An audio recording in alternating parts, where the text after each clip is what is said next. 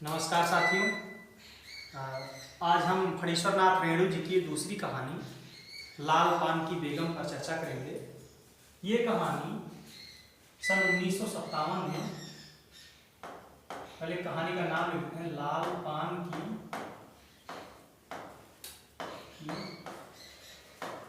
बेगम। ये 1957 में प्रकाशित हुई थी।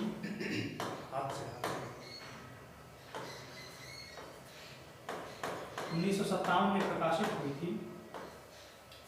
ये ठुमरी संग्रह में, ये कहानी भी ठुमरी संग्रह में है।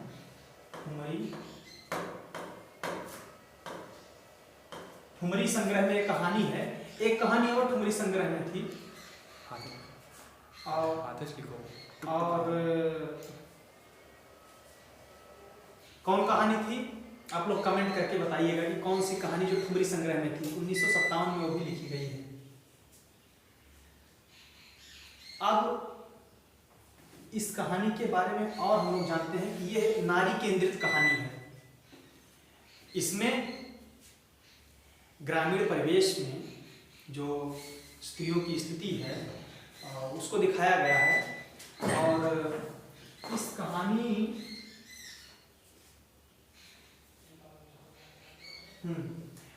कहानी का प्रकाश पुंज ने नाट्य रूपांतरण भी किया है। इस कहानी का नाट्य रूपांतरण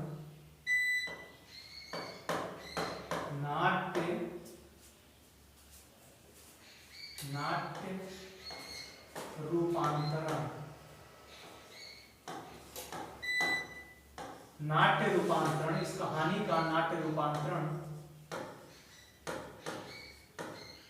प्रकाश पुंज में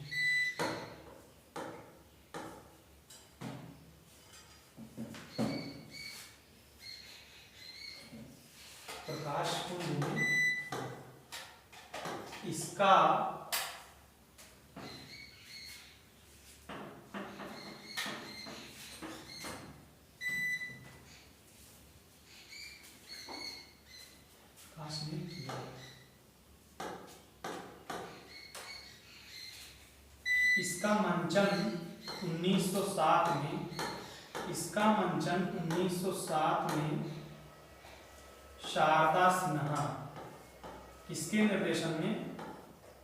शारदा सिन्हा के निर्देशन में हुआ।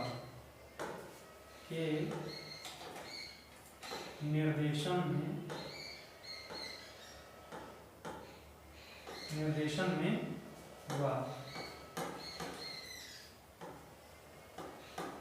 ठीक। इसका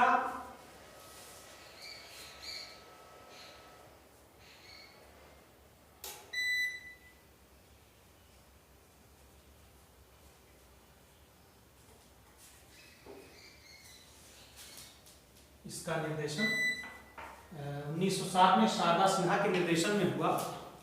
और ये नारी केंद्रित कहानी है जिस पर हम लोग बात कर चुके हैं। इसमें पति पत्नी के बीच होने वाली तीखी नोक झोंक के बारे में भी बड़ा सजीव चित्रण किया है रेणु जी ने भी।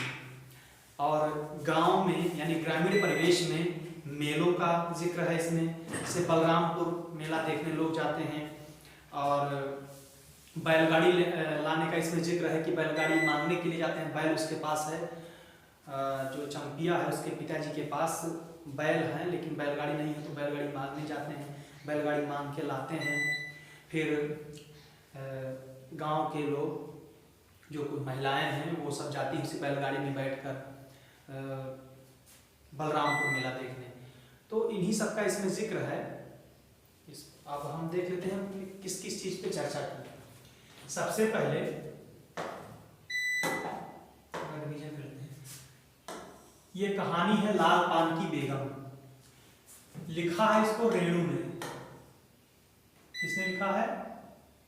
रेणु ने। रेणु ने लिखा है। 1957 में प्रकाशित हुई। ठुमरी संग्रह में है। ये ठुमरी संग्रह में है।